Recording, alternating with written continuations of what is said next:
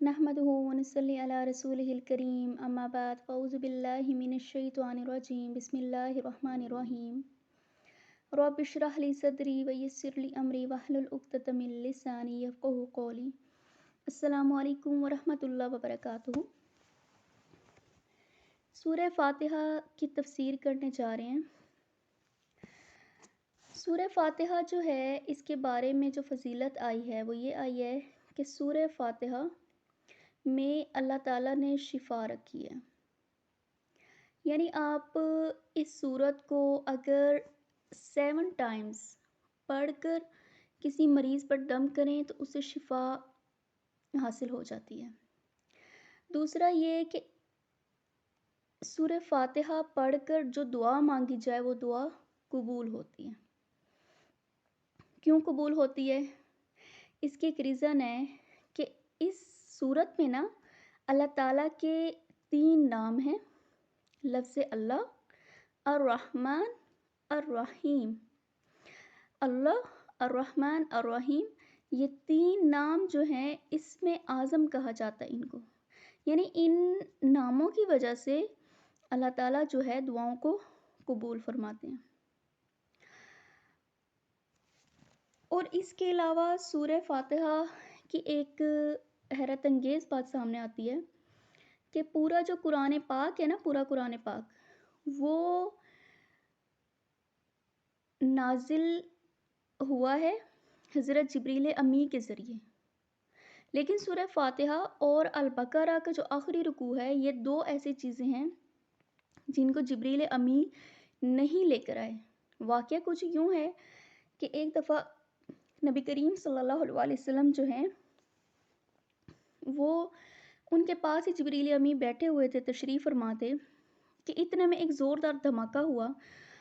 तो आप सल्लल्लाहु अलैहि वसल्लम ने फरमाया कि ये आवाज़ किस चीज़ की थी? तो जिब्रील अमी ने फरमाया कि आज आसमान का एक दरवाज़ा ऐसा खुला है कि जो इससे पहले कभी भी नहीं खुला, और आज उससे एक ऐसा फ़रिश्ता आसमान से ज़मीन पर आया है कि उससे पहले वो कभी भी नहीं आया। और आज वो ऐसा कलाम लेकर आया है कि वो कलाम जो है आप सल्लल्लाहु अलैहि वसल्लम से पहले किसी नबी पर नाजिल नहीं हुआ। अबशिर बिन नूरैन, ए नबी आपको 2 नूरों की खुशखबरी हो। और वो 2 नूर क्या हैं? एक अल फ़ातिहा और एक अल बकरा का आखिरी रुकू। इसी तरह आप सल्लल्लाहु अलैहि वसल्लम ने फरमाया कि अल्लाह ने तौरात के बदले, तौरात इतनी बड़ी किताब थी कि उसको उठाना मुश्किल था, अहकामात से भरी हुई किताब। अल्लाह के नबी क्या फरमा रहे हैं कि अल्लाह ने मुझे तौरात के बदले में अल फ़ातिहा दी, अल्लाह ने मुझे इंजील के बदले में अल माइदा दी, अल्लाह ने मुझे ज़बूर के बदले में हवामीम अता फरमाई। हवामीम क्या है? हवामीम जो है 7 सूरतें हैं जो कि हामीम से शुरू होती हैं, और हामीम से ये शुरू होती हैं 24वें पारे से लेकर 26वें पारे पर ये ख़त्म होती हैं। ये मुसलसल 7 सूरतें हैं जो कि हामीम से शुरू होती हैं। इसी तरह अगर हम इसकी तफसीर करने जाएं तो हमारे लिए ये मुमकिन नहीं है कि हम इसकी इतनी ज़्यादा तफसीरें हम इसको करें, लेकिन हम मुख्तसर इसको सिर्फ देखेंगे कि इसका क्या ख़ुलासा है, क्या इसकी तफसीर है। क्योंकि इमाम अली की रिवायत है, वो फरमाते हैं कि सूरह फ़ातिहा की अगर तफसीर करने पर आएँ तो 70 ऊँट जो है इसकी तफसीर से भर जाएँ। और फिर उन्होंने सिर्फ दावा नहीं किया था, सिर्फ दावा नहीं था, उन्होंने एक दिन इशा की नमाज़ पढ़ी, मस्जिद में ही बैठे थे, और फरमाया कि आज मैं सूरह फ़ातिहा की तफसीर करने जा रहा हूँ। इशा से लेकर फजर तक उन्होंने बिस्मिल्लाह के सिर्फ बा की तफसीर की, बिस्मिल्लाह के सिर्फ बा की तफसीर की, और फजर हो गई। तो देखिए अभी बिस्मिल्लाह का बा हुआ है, सीन मीम हाँ, वो अभी रहते हैं, और जी सुबह हो गई। तो इसकी इतनी बड़ी तफसीर है। फिर एक ख़ास बात, इसकी इंटरेस्टिंग बात यह है कि सूरह फ़ातिहा एक ऐसी सूरत भी है कि जो एक बहुत बड़ी तफसीर की किताब की जो है ये وجہ بنی، اس کے لکھنے کی وجہ بنی. اور وہ کتاب کون سی ہے؟ وہ تفسیر رازی ہے. تفسیر رازی جس کو سب جانتے ہیں. امام رازی نے اس کو لکھنا شروع کیا. اس کی ریزن یہ تھی کہ ایک دن انہوں نے جو ہے امام رازی نے مجمع میں یہ بات کر دی کہ یہ جو سورہ فاتحہ ہے نا، اس میں 1000 مسائل اس میں بیان ہوئے. تو لوگ اس بات پہ ہنس پڑے. جب لوگ اس بات پہ ہنس پڑے تو امام رازی نے اپنی بات کو سچ ثابت کرنے کے لیے سورہ فاتحہ کی تفسیر لکھنی شروع کی. تفسیر رازی کی پہلی جلد مکمل سورہ فاتحہ پر ہے، اور انہوں نے 1 سے لے کر 1000 مسائل اس میں بیان فرما دیے کہ دیکھیں اتنے مسائل اس سورت سے نکلتے ہیں. اس کے بعد جو ہے سورہ فاتحہ کے بعد انہوں نے سورہ بقرہ جو ہے وہ لکھی تفسیر. بہرحال تفسیر رازی کی بنیاد جو ہے وہ یہ واقعہ بنی تھی. چلیں ہم اس کی تفسیر پاک کرتے ہیں.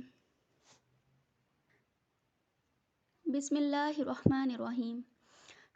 شروع کرتی ہوں اللہ کے نام سے جو بڑا مہربان نہایت رحم کرنے والا ہے. الحمد، جتنی بھی تعریفیں ہیں چاہے وہ ڈائریکٹلی ہوں یا انڈائریکٹلی ہوں، ہم اگر چاند سورج آسمان زمین چرند پرند کسی کی بھی تعریف کریں تو وہ ڈائریکٹلی، یا ہم کہہ دیں کہ یہ سب کچھ اللہ نے اتنا حسین بنایا ہے تو بھی وہ اللہ کی تعریف ہے. اور اگر ہم ویسی تعریف کریں اللہ کا نام نہ لیں پھر بھی وہ اللہ کی یہی تعریف ہے، کیونکہ کائنات کو بنانے والا تخلیق کرنے والا ایک ہی ہے، وہ ہے اللہ. اور ایک چیز جو میں آپ کو بتاتی چلوں وہ یہ ہے کہ دیکھیں اللہ نے جو بھی چیز پیدا کی ہے نا وہ خوبصورت اور اچھی پیدا کی ہے. اللہ نے خیر بھی بنایا، اللہ نے شر بھی بنایا، اللہ نے خوشی بھی بنائی، اللہ نے غم بھی بنایا. خوشیاں ہمیں اچھی لگتی ہیں تو ہم اللہ کی تعریف کرتے ہیں، غم ہمیں برے لگتے ہیں تو ہم اللہ کی تعریف کیوں نہیں کرتے؟ نہیں، یہ جو غم ہیں، یہ جو اچانک حادثات ہیں، اگر اس کو ایک انٹیلیجنٹ انسان دیکھے سوچے، حکمت کی باتیں ہیں کہ یہ غم، یہ پریشانیاں مضبوط لوگوں کے لیے جو ہے یہ پالشنگ کا ذریعہ ہیں.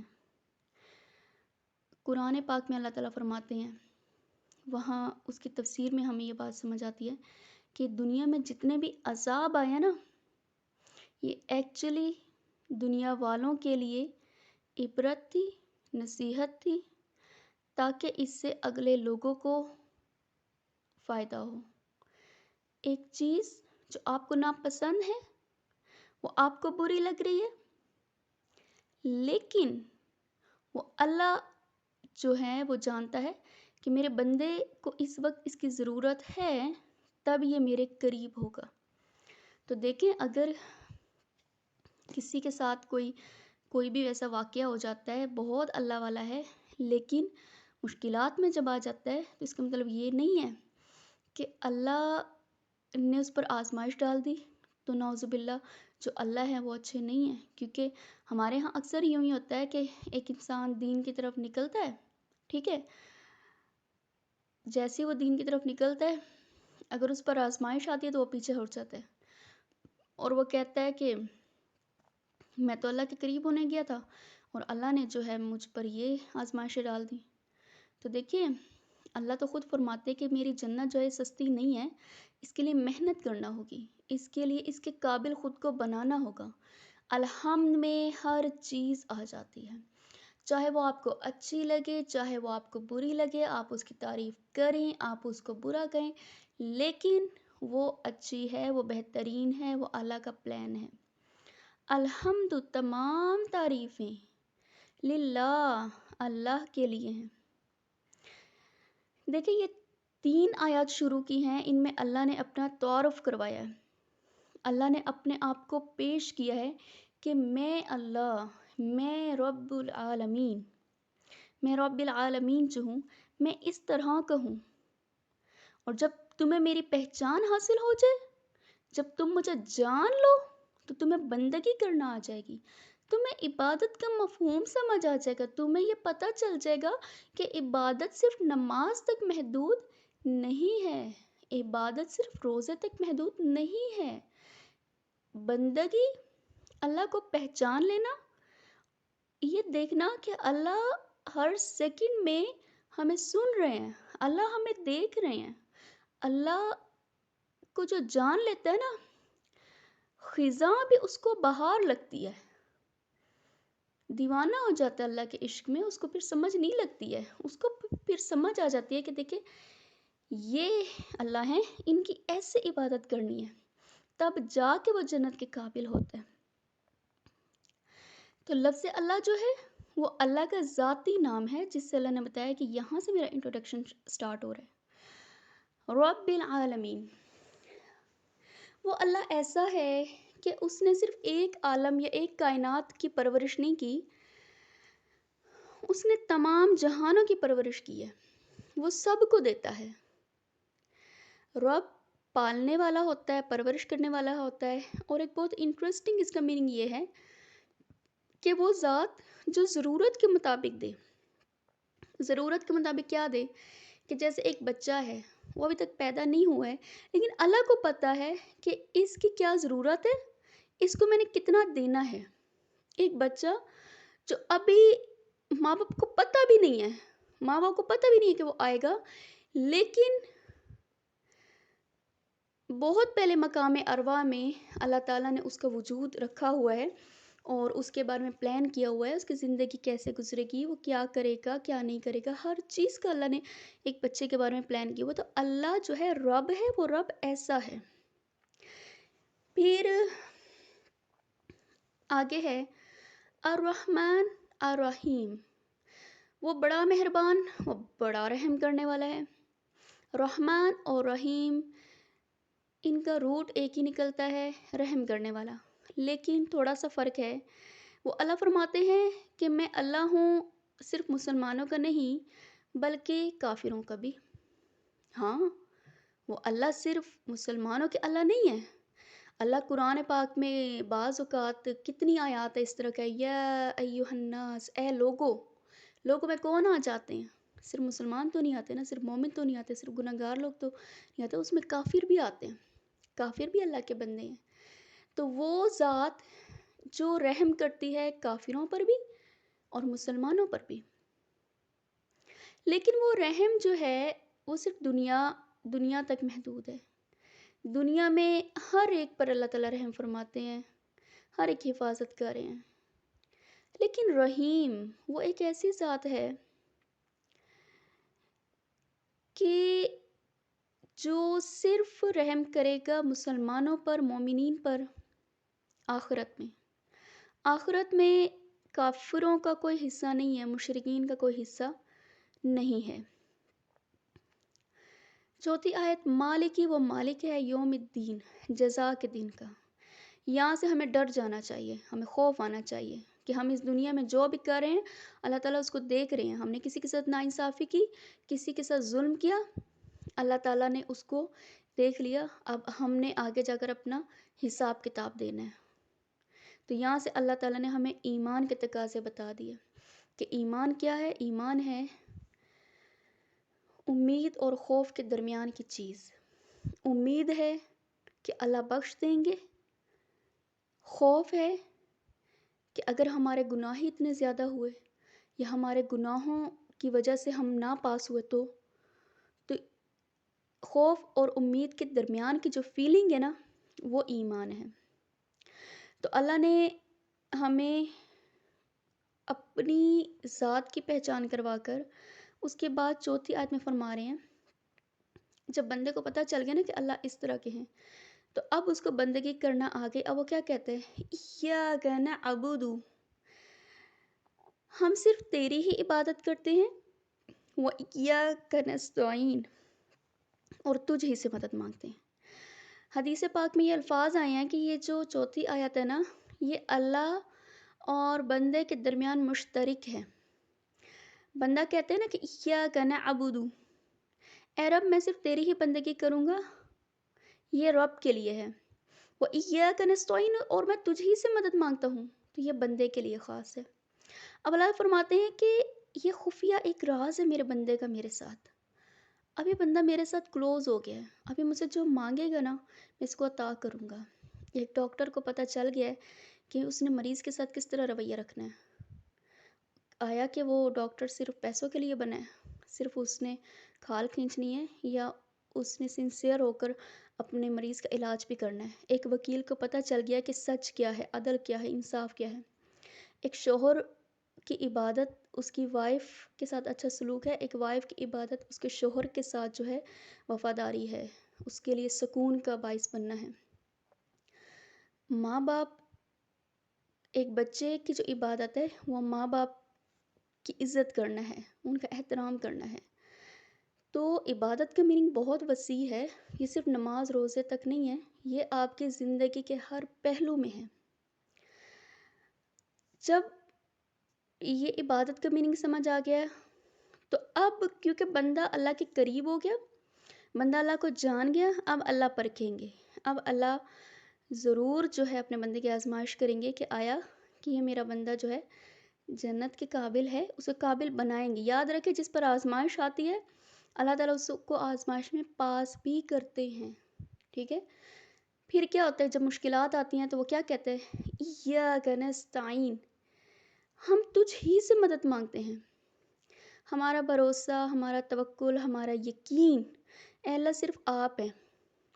ہم لوگوں کے در پہ نہیں جائیں گے کیونکہ یہ سارے ہی فقیر ہیں، ہر ایک کو کوئی نہ کوئی ڈپریشن ہے، ہر ایک کو کوئی نہ کوئی پریشانی ہے، ہر بندہ جو ہے وہ تکلیف میں کسی نہ کسی چیز میں جو ہے وہ ہے. تو اللہ اگر ہم پہ کوئی مصیبت آئی، ہمیں کوئی ضرورت ہے تو ہم جائے نماز بچھائیں گے، نفل پڑھیں گے، صبر اور نماز سے مدد مانگیں گے اور آپ ہماری مدد کر دیں گے. تو اللہ اپنے بندے کی خود مدد کرنے آتے ہیں، خود اس کا بازو بن جاتے ہیں، خود اس کا ہاتھ بن جاتا ہے، خود اس کی آنکھ بن جاتے ہیں. تو اللہ ایسے مدد کرتے ہیں. تو دعا آگے ہمیں مانگنی سکھائی. جو آخری آیات ہیں وہ دعا ہیں کہ اللہ تعالیٰ کی پہچان بھی ہو گئی، اللہ کی مدد بھی حاصل ہو گئی. اب ہمیں مانگنا کیا ہے؟